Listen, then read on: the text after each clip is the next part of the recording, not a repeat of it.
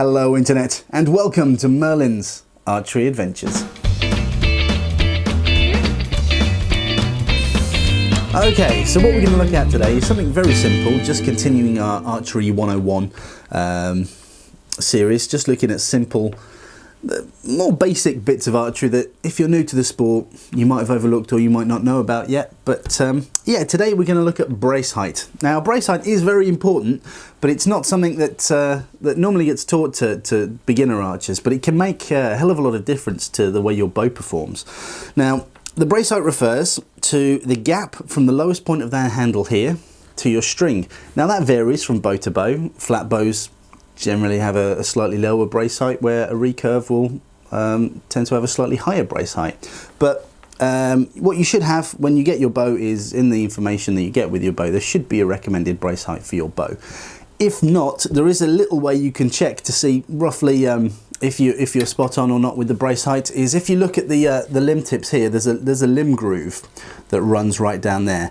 Now what you want to do is you want to fill that limb groove with the string.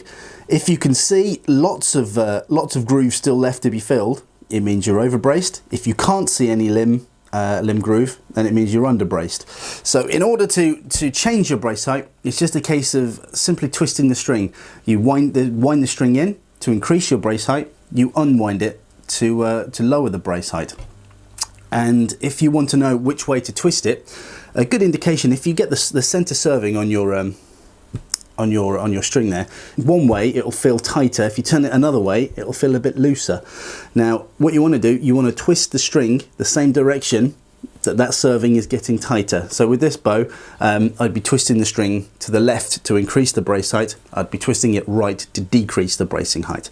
But anyway, in order to measure your brace height, you're going to need one of these. Now this is it goes by many names. This is a bracing height gauge, but it's called a bow square or a T-square, depending on where you're from or what you're doing. But yeah, just a simple thing. There's loads of them on the market. They all do exactly the same thing.